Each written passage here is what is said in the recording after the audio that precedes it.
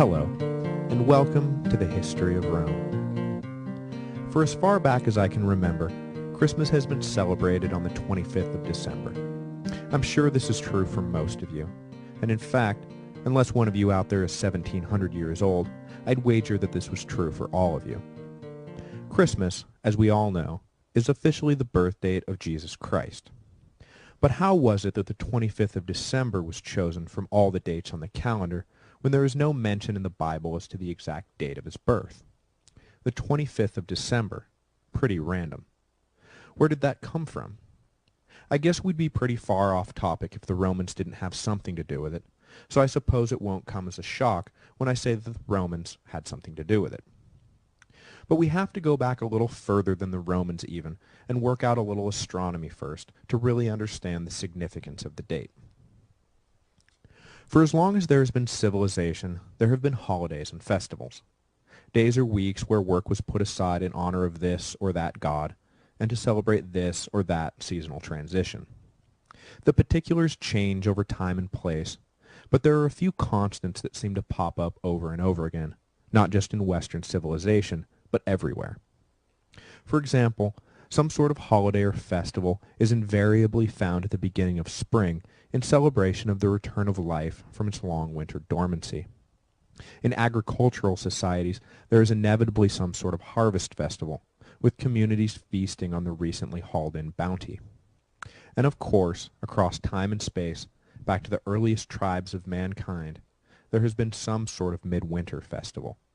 And the midwinter festival, whatever the particular rituals or traditions, is always amongst the most popular and most anticipated. Waxing somewhat philosophical on the subject, I believe the midwinter festival is omnipresent and omni-loved because it's, well, in the middle of winter. It's cold and dark and there's nothing to do. It's been cold and dark for months, and it will be cold and dark for months to come. Without some kind of pleasant break, people are liable to despair. So communities started gathering around fires and throwing week-long feasts, giving each other presents and decorating everything in sight, all in an effort to break up the dreary months.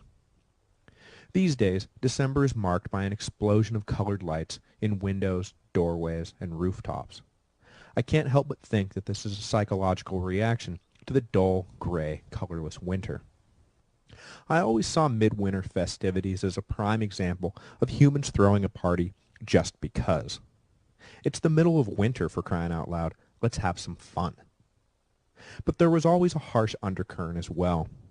In early societies that lived on the razor's edge between survival and extinction, the winter was known as a time of famine. Any excess livestock had to be killed off before the truly hard months set in. The meat could be saved, but there was no point in having an excess number of mouths to feed. Accompanying this slaughter, and the copious amounts of meat it produced, were the communal feasts, sort of a last blowout before the rationing set in. But midwinter partying for its own sake is, of course, only part of the story.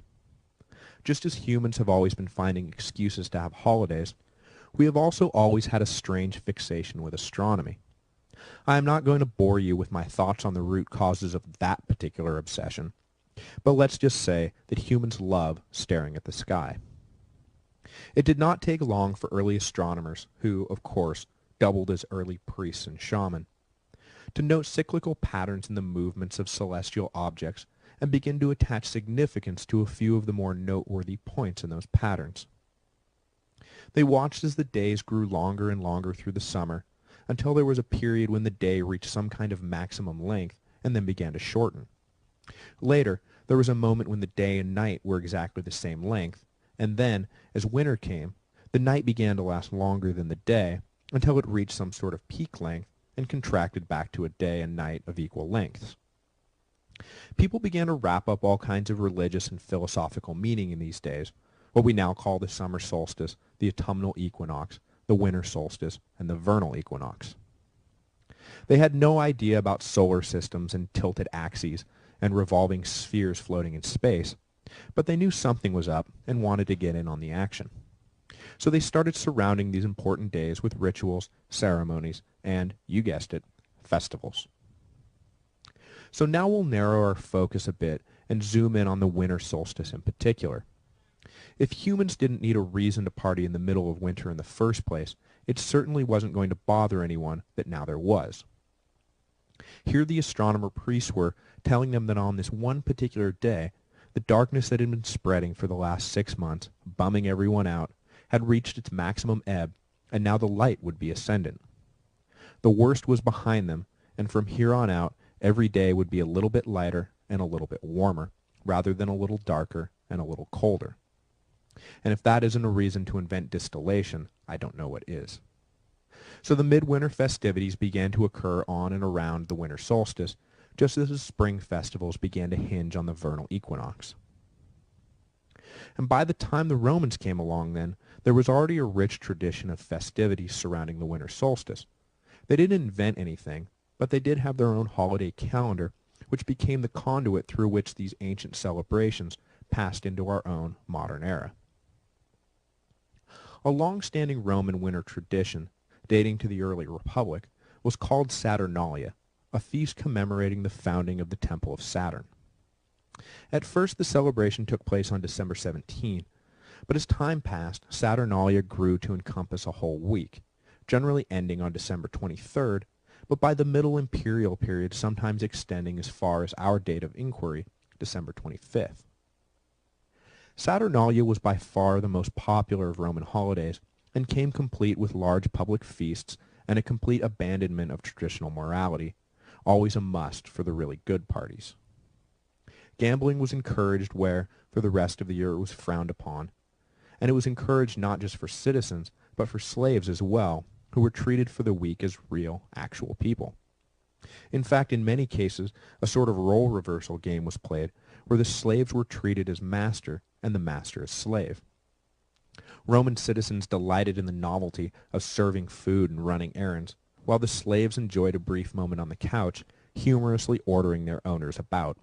Those crazy Romans, what will they think of next? As for its connection to Christmas, Saturnalia was also accompanied by gift-giving, the hanging of pine boughs inside the home, and singing in the streets, which corresponds roughly to our caroling, though the Romans apparently did this while drunk and naked, which, I am thankful to say, is a tradition that died with the empire. But for all its importance and obvious similarities to Christmas, Saturnalia was not the true reason Christmas is celebrated on December 25th. That honor goes to an imported Syrian feast called Sol Invictus, or the Feast of the Unconquered Sun. In the Middle Late Imperium, the Romans began to embrace Eastern sun cults and adopted many of their corresponding rituals and holidays. And when we're talking about worshiping sun gods, the winter solstice is obviously going to be seen as a date of great importance. Sol Invictus honored the sun god for holding fast against the encroaching darkness and celebrated the day he turned the tables on his eternal enemy night and began to retake the sky. The Syrian-born emperor Elagabalus introduced the Romans to the feast around 220 AD and held it every year on December the 25th, which, according to the Roman calendar at the time, was the date of the all-important winter solstice. 50 years later, the Emperor Aurelian, whose patron god was Sol, one of the various sun gods hanging around at the time, popularized the feast and made it an empire-wide holiday. 20-odd years after Aurelian, Constantine came along, and I think that we all know what happened next. Seized with either a mystical vision of Christ or a rather practical understanding that Christian bureaucrats were the only ones who could be trusted with the imperial treasury, Constantine officially ended the persecution of Christians and on his deathbed converted himself and the empire to Christianity. In the beginning of the Christian era, the leaders of the church attempted to stamp out the old pagan holidays, but ran into a great deal of resistance from the citizens of Rome, who continued to follow their old holiday calendar, holding fast to Sol Invictus in particular. The church elders, realizing they were fighting a losing battle, changed their strategy, and rather than attempting to stamp out the pagan holidays, simply co-opted them and refashioned them as Christian celebrations. The first official connections between Christmas and December 25th began to appear around 330 to 350 AD.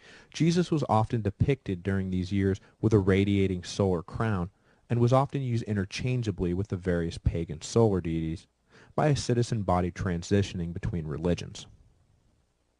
By 400, December 25th was firmly established as a celebration of the birth of Jesus, and all mention of the old gods was gone. As the empire fell, taking the last vestiges of paganism with it, Roman Catholicism stood as the last bulwark of civilization, and despite the many past claims by other deities to December 25th and the winter solstice, it was now a date for Jesus and Jesus alone. Though the importance of Christmas Day itself as a holiday has waxed and waned over the years, it was always considered the birthday of Jesus, just as it is today, when, as a holiday, it now dominates the Christian holiday calendar. So there you have it. For those of you who are celebrating Christmas, remember that when you sit down and exchange presents beneath a tree on December 25th, even though you may not be in Rome, you are doing exactly as the Romans did. As I mentioned at the end of last week, the show will be on hiatus next week, as I am traveling for the holidays. But when I return, I hope to bring back with me a fancy new hosting server. As many of you have noted with frustration over the last few weeks, there have been many problems downloading episodes. At first, I didn't quite know what the problem was, but it dawned on me that the thousands and thousands of download requests were overwhelming my poor little free hosting account.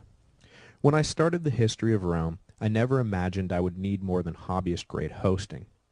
But the audience has now officially outgrown the venue, and I plan on spending a good chunk of my downtime getting all the bugs worked out of what I hope to be a server with more than enough bandwidth to accommodate everyone out there now and anyone who wants to hop on board in the future.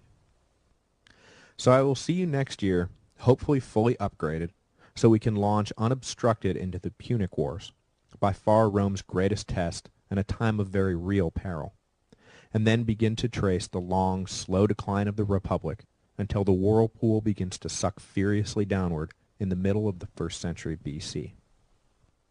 Until then, I wish you all a happy feast of the unconquered sun.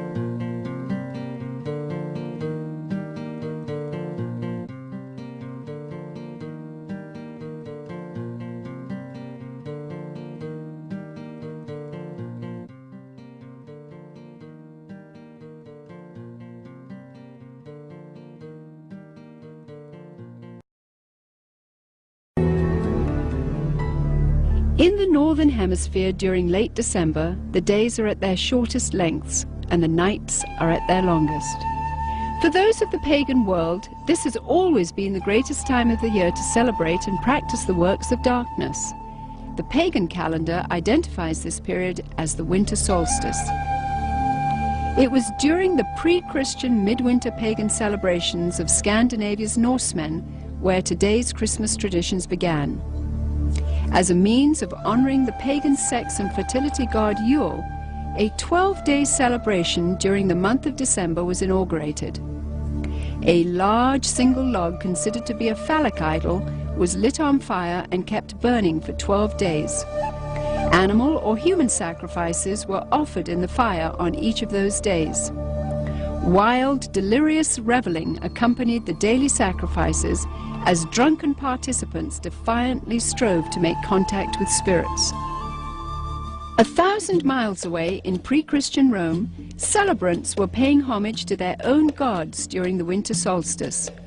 Witchcraft traditions hold that a number of pagan gods were given birth during this period, including Dionysus, Attis, and Baal, chief male god of fertility and licentiousness. Another pagan god from Persia, identified as Mithra, was said to have been born specifically on December 25th. Mithra was the god of the unconquerable sun, the god of the light between heaven and earth, worshipped at that time by an influential Roman cult. His birth symbolized an end to the long nights and a return to the dominance of the sun. During the month-long winter solstice celebration, courts in Rome were closed. Any and all crimes were allowed. Homosexuality, cross-dressing, and uncontrolled debauchery reigned supreme. Rome's order was turned upside down. Even children were allowed to join in the drunken orgies as part of the Juvenalia celebration. By 270 AD, the Roman Emperor Aurelian had made it official, setting aside a 7-day period from December the 17th through the 24th, culminating in an exchange of gifts on December the 25th to celebrate the birth of the sun god. This Roman orgy to end all orgies later became known as Saturnalia, in honor of the god Saturn, the god of excess. Roman soldiers invading Britain brought with them their pagan orgiastic traditions. Upon taking root in England, Saturnalia became known as the Festival of Fools, reigned over by the Lord of Misrule. By the 4th century, the influential government-sanctioned Church of Rome, unable to outlaw the growing number of pagan practices, chose instead to adopt them into their so-called official Christianity. The Church believed this would attract more pagans to their fold. Up until this time, the birthday of Jesus Christ, the Jewish Messiah, had not been celebrated at all. Ignoring scriptures, however, indicating that the birth probably did not occur during the winter, the Church nevertheless confused biblical history and made Jesus' birthday coincide with the pagan god Mithra. The birth date of the sun god had now become the birth date of the Son of God. It was hoped that the pagan celebrations of Saturnalia would merge into this new legally sanctioned form of Christianity. The Church's practice of changing the dates of Christian events to coincide with pagan festivals continued, and by the 7th century, Pope Gregory I had ordered Augustine of Canterbury to incorporate any and all pagan practices and customs into the expanding Roman Catholic Church. During the Middle Ages, the debased Mardi Gras atmosphere of what was now known as Christ's Mass had reached a fevered pitch. Common practices included open sex in the streets, rioting, murder, and a number of pagan druidic Halloween rituals. This blood-drenched celebration got so out of hand that by 1652, following the execution of King Charles I, Christ's Mass was finally outlawed in England. A religious reform movement began sweeping the country, led by Puritan Oliver Cromwell. The Puritans took the biblical mandate seriously, which commanded that Christianity remain pure and separate from paganism. Despite their noble efforts, the celebration simply went underground, and by 1656, after only 4 short years under the ban, the public's demand for the legalization of Christ's Mass had become insurmountable. The appointment of Charles II to the throne restored England's monarchy, and with it the celebration of Christ's Mass. The Puritans had lost England, but they held high hopes for the New World. When the first settlers came from England, they were, for the most part, Puritans. They came here for religious freedom. They came here to be free to worship God without a hierarchy and without the corruption of the organized church that they had known before. And when they came with the clear knowledge of the danger of these pagan practices that had become so dear to the hearts of their ancestors. Following England's lead in 1659, the colonies of America had likewise outlawed Christmas. For 200 years, the clergy in New England battled to keep the riotous celebrations honoring the pagan god Saturn from infiltrating the New World. The Reverend Cotton Mather had warned in a Christmas Day sermon in 1712, "Can you in your conscience think that your Holy Saviour is honoured by hard drinking, lewd revelling, and by a mass fit for none but Bacchus or Saturn?" But the public's taste for sin and revelry persisted. In 1828, gang rioting during the Saturnalia-like Christmas celebrations got so bad that cities such as New York were forced to institute a professional police force for the first time in order to control the savagery. Christmas was not only not widely celebrated, in many cases, many places, Christmas celebrations were actually outlawed.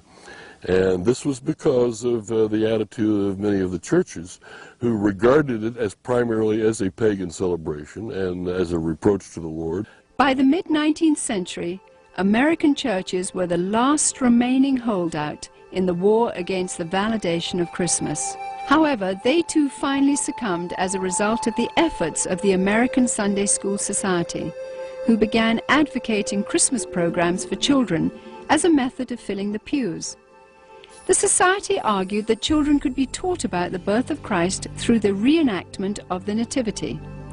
They also offered candy and treats to the children as a means of enticing families into accepting the holiday, despite its notorious history and blatantly pagan roots. The successful technique of bribing children with candy would later be used on an unsuspecting American populace in the effort to promote the acceptance of the pagan rituals of Halloween. However, it was the work of England's most popular writer, Charles Dickens, whose ghostly 1843 book, A Christmas Carol, cemented the Christmas holiday in the hearts of Americans forever. Dickens' well-loved story made the pagan Christmas feasts, shining trees, glittering shops, and family warmth irresistible to those wanting to experience the holiday. Coming to America in 1867 to promote his work, Charles Dickens packed theaters as he read his story to cheering audiences around the country. A Christmas Carol gripped America and destroyed any final attempt to stop the evolution of Christmas.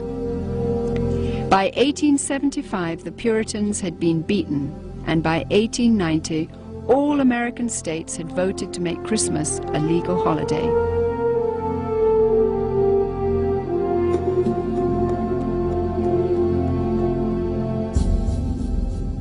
Today's tradition of the Christmas Yule log stems directly from the worship of the pre-Christian Scandinavian fertility god Yule. The burning of this phallic idol is also responsible for the concept of the 12 days of Christmas, which represented the 12 daily sacrifices offered up in the Yule log's flames. Another good example of the pagan elements of Christmas is the whole concept of Yule and the Yule log. The very term is derived from a Norse god, Yule, spelled J-U-L. And every year around Christmas time, a huge log was cut down and fashioned into a fertility symbol and then burned for 12 days. And on each successive day, a new sacrifice to the god Yule was performed in the fire, and a new sacrificial victim was burned to death. Sometimes, but not always, these sacrificial victims were human beings. And the whole notion of the 12 days of Christmas also comes to us from this Norse pagan tradition. In an attempt to blur the origins of this horrific ritual, the Church of Rome placed the first day of the Mass of Christ on December 25th and the 12th day on January the 6th. Despite no scriptural references for January the 6th, it was selected as the day the wise men supposedly arrived to offer gifts to the newborn Christ. This day then has become known as Epiphany. During the Dark Ages, the European custom of putting an oil-lighted wick lamp in the windows during the 12 days of Christmas signified to neighbors that the occupants were participating in the pagan worship of the phallic idol Yule. In today's commercialism, this is where we get the tradition of decorating our houses with Christmas lights. The Yule log custom was originally brought over to America by Scandinavian immigrants during the 1600s. And despite attempts to ban the tradition, it has stayed with us to this very day. Today, when we wish someone Yuletide greetings, we are in a sense invoking the power of the fertility god Yule upon that person.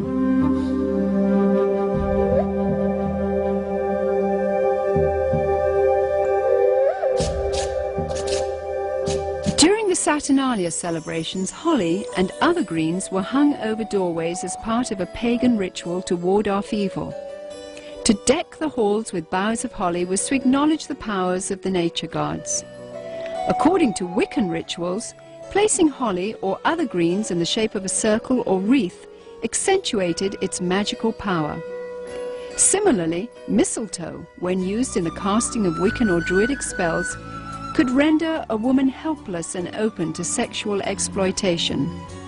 This is where we get our custom of hanging mistletoe in doorways today, and if a woman is caught underneath, she may be kissed and must not resist. The fir tree, the mistletoe, all of these things typically come from overtly pagan traditions, typically from Northern Europe, German, Norse, and English. Likewise, evergreen trees have always represented sex and fertility in pagan cultures. During the winter solstice, trees would be chopped down, brought inside, set up, and decorated as idols for worship. The Christmas tree was regarded as a sacred tree.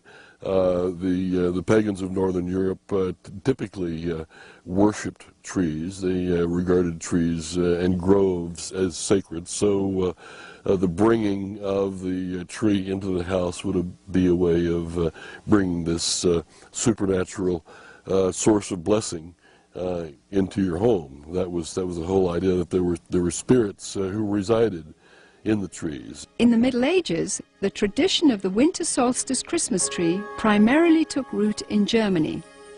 During his reign, King George I, himself of German extraction, brought the custom to Victorian England.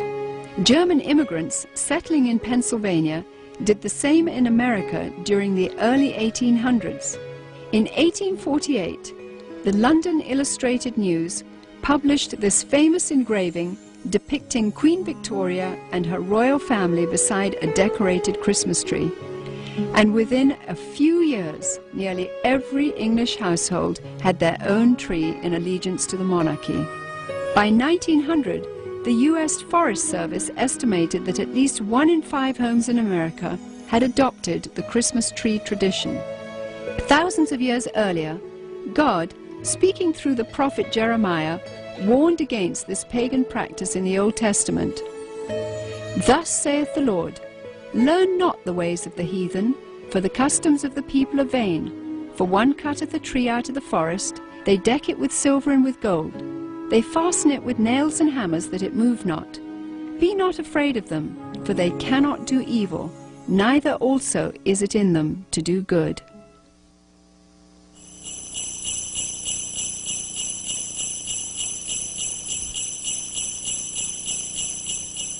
Santa Claus is another good example of a pagan element of Christmas. Santa Claus, as we know him today, is an amalgamation of several different traditions, but in most cultures throughout the world, you will find the existence of what is known as hearth gods, gods who guard the hearth and the chimney and keep the fires burning and make sure the food cooks properly and the people are warm and what have you. And at a certain time of year, in the middle of winter, typically, the hearth god dressed in red will come down the chimney to reward those who have pleased him during the course of the previous year, and to lay curses or hexes or other forms of punishment upon people who have displeased him. The concept of Santa Claus has had a long and winding history, with a number of diverse cultures contributing to the composite character we have today. Beginning once again in Scandinavia, Santa's original incarnation was in the form of Odin, the pagan god of thunder, a tall fellow with a long flowing beard who inhabited the spirit-infested Nordic forests. Odin would travel the sky during the winter solstice, deciding who would die and who would prosper. Most believers were frightened of this particular time of year. In England, Odin eventually evolved into Father Christmas, who, crowned with sprigs of holly, traveled the countryside getting roaring drunk as part of the Festival of Fools celebration. Frequently, he would be accompanied by a horned goat, ironically the biblical symbol of those who reject the salvation of Jesus Christ. According to the traditions of the Church of Rome, there was a Turkish bishop named Nicholas who hailed from Myra in Asia Minor during the 4th century. He was known as the patron saint of seafaring men. Over the centuries, as the legend began to unfold, it was rumored that St. Nicholas had actually captured the devil himself, put him in chains, and made him his personal servant. Recognized in various cultures as Krampus, Beelzebub, or Zwart Piet, Black Peter, this assistant of St. Nicholas is best known by his German name, Knecht Ruprecht. Described as a hideous horned creature, The servant Ruprecht was a dark and sinister figure who stood in stark contrast to the saintly Nicholas. Somehow, Father Christmas's companion, the horned goat, had metamorphosized into the foreboding horned devil called Ruprecht. As St. Nicholas traveled from house to house, inquiring about the behavior of children, Ruprecht would drop candy and gifts down the chimney into the good children's shoes which had been placed there. It was from this story that we get our tradition of hanging stockings on the mantle at Christmas time. If able to recite a verse or demonstrate a skill for St. Nicholas, the child would receive a gift. If unable to remember a verse, or if the child had been bad, he or she would receive a switch or a whip. Ruprecht also carried a large sack which he would frequently use to haul away the really bad boys and girls. As more and more Christian churches began combining the pagan rituals of the winter solstice with the celebration of the birth of Christ, emphasis on St. Nicholas's role began to shift. Some cultures began to downplay the role of St. Nicholas, but surprisingly retained Ruprecht. Eventually, Knecht Ruprecht was made the companion and servant to the Christ child himself. In this scenario, the devil is actually given the title Weihnachtsmann, or Santa Claus. 19th century writer Theodor Storm, in his story about Knecht Ruprecht, even goes so far as to describe the switches given to the children by Ruprecht as tools to be used in sadomasochistic rituals. Soon, the image of Ruprecht would fade from the Christmas tradition, but not his sadistic influence. Many of the early depictions of Santa Claus portrayed him not as a jolly gift giver, but of an unfriendly disciplinarian complete with a ready switch or whip.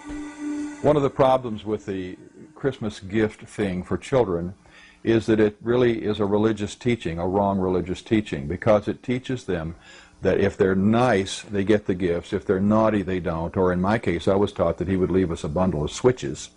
Isn't that interesting? It's a salvation by my own personal virtue. But there's a second thing wrong with it, and that is that they're going to get those gifts whether they're naughty or nice, because most parents love their children and wouldn't dream of, quote, ruining their Christmas. And they're not going to ruin Christmas. They're going to give those children the gifts anyway. And sooner or later, those thinking children are going to realize, I wasn't very nice, but I got the gift anyway. So it isn't important to be nice. It isn't important to do what is right and avoid what is wrong. German immigrants coming to America during the 1620s tried to influence the New World with the stories of St. Nicholas and his gift-giving companion, Knecht Ruprecht. But somehow the idea just didn't take hold until almost 200 years later. In 1819, America's best-selling author, Washington Irving, used his influence to promote St. Nicholas in a popular Christmas story titled Brace Bridge Hall. Consulting Irving's writings, Episcopalian minister Clement Clark Moore penned a decidedly secular tale called A Visit from St. Nicholas in 1822. Later retitled The Night Before Christmas, Moore's poem was based on the tales of German and Dutch immigrants who had come to America. Intended originally only for his own children, Moore's story was published in the Troy Sentinel in New York and became an overnight sensation. Gone were the bishop's remnant of St. Nicholas. He was now a jolly old elf imbued with supernatural powers. Moore had also replaced Nicholas's companion, the horned Knecht Ruprecht, with 8 horned magical reindeer.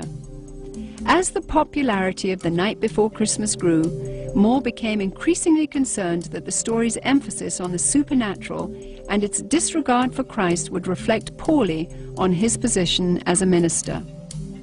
As a result, he refused to take credit for its creation until the story became so popular that he could no longer resist.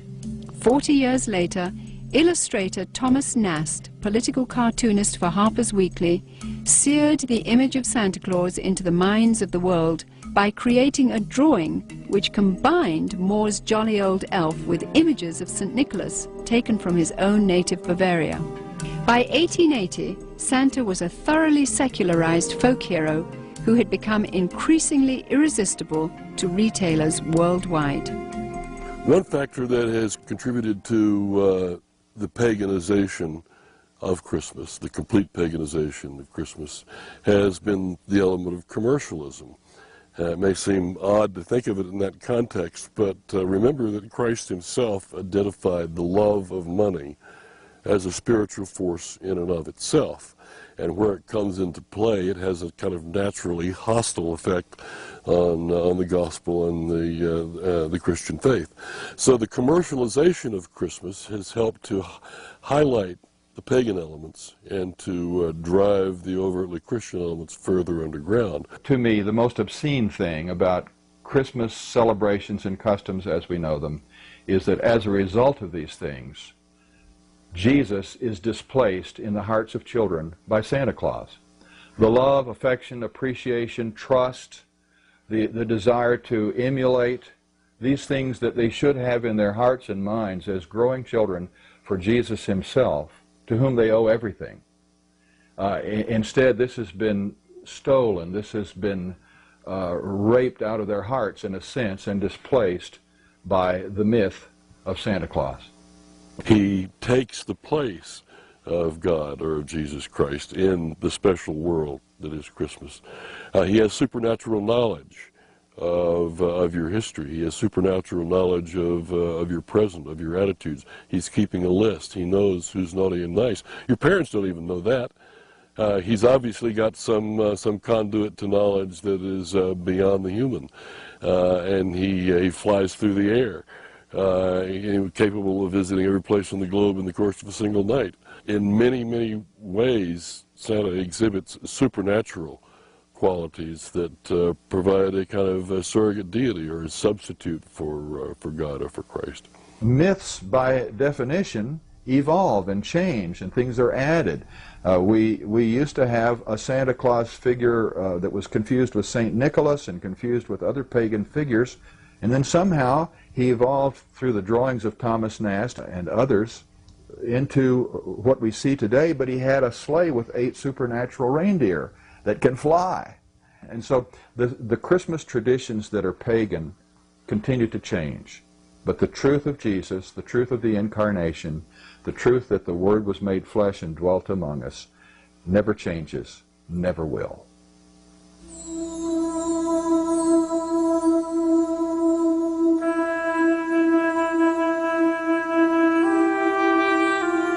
Various scriptures in the Bible, including the 2nd chapter of Luke, record the events surrounding the birth of the Messiah.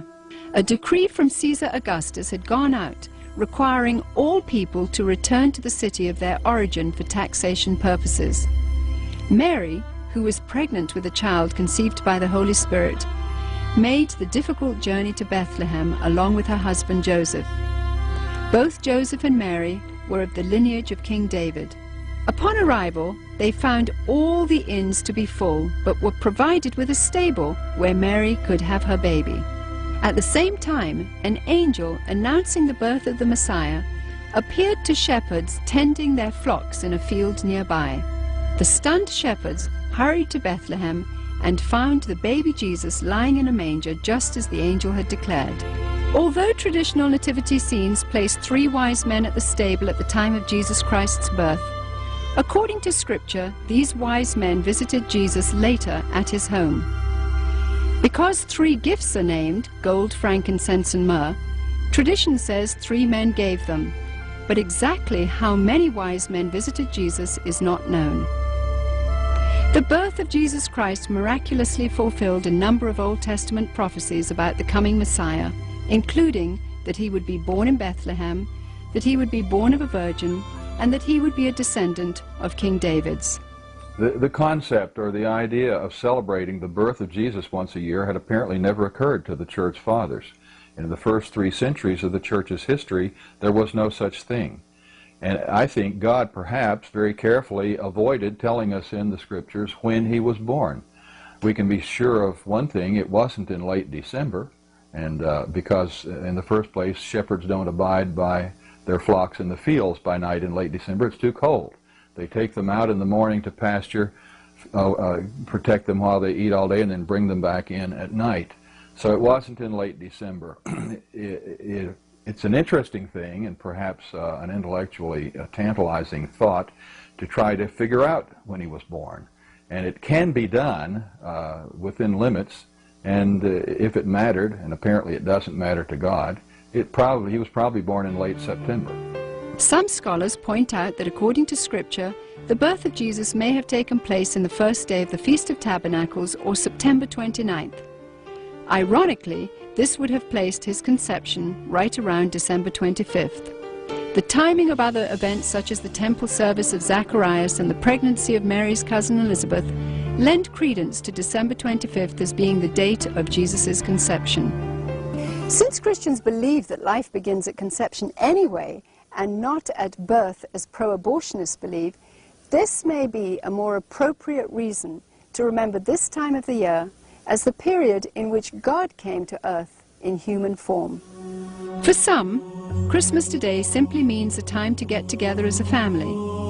For pagans, it is a deeply religious time to celebrate the winter solstice. Retailers, of course, view it with eyes towards making huge profits. Others use this time to reflect on the birth or conception of Jesus Christ, while many parents use Christmas to perpetuate the myth of Santa Claus to their children. In order to carry on this myth of Santa Claus, we must lie to our children. We must deceive them. We literally must lie to our children. And one of the wonderful things about children is that they naturally believe everything that we tell them when they're small. They trust us to tell them the truth. And if we deceive them in this way, it has to be destructive, because at some point in their future lives, they're going to wonder if other things we told them were true. The things we told them about the Lord, were they really true? It plants the seeds of doubt. And anyway, it creates disappointment. It creates disillusionment. To my mind, the question is not so much whether to celebrate Christmas or even how to celebrate Christmas, but to be able to make any decision knowledgeably. Whether you celebrate it or you don't celebrate it, you should know why you're doing so. You should understand what the pagan roots of Christmas are, and with that knowledge, you can discount them or ignore them if you choose to do so. It is not the purpose of this film to tell you which Christmas rituals should and should not be practiced by you and your family. This is between you and the Lord.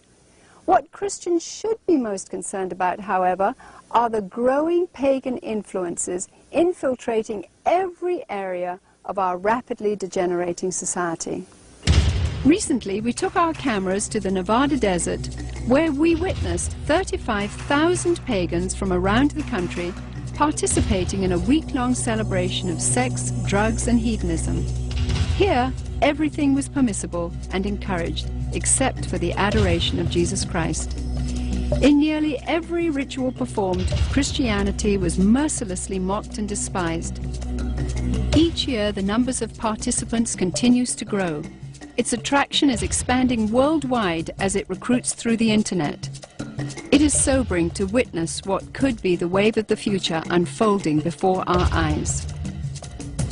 It is not only permitted in the public schools, in the government schools, to celebrate holidays. It is encouraged and in some instances required. But with this condition, they must be pagan. They must not be Christian. And Christmas time, they're certainly encouraged to put on Christmas programs and Christmas plays, but all references to Jesus, all references to the gospel, all references to the incarnation, all references to God must be omitted. They sing about Santa Claus, they sing about Rudolph the Red-Nosed Reindeer, and God only knows what else they sing about that isn't scriptural. Since the pagan elements in Christmas are so strong, and they provide virtually the entirety of the structure and the content of the holiday, there is no Christian element in the holiday. Therefore, it becomes the ideal, politically correct, culturally diverse, multicultural holiday for everyone. In the 17th chapter of John, Jesus taught that it was appropriate for his followers to be in the world, but not of the world, meaning that we should be involved in our world so as to have a positive influence, but not become corrupted by it. The mighty Joshua, in challenging his people, said, "Now therefore fear the Lord, and serve him in sincerity and in truth, and put away the other gods which your fathers served, Choose you this day whom ye will serve. But as for me and my house, we will serve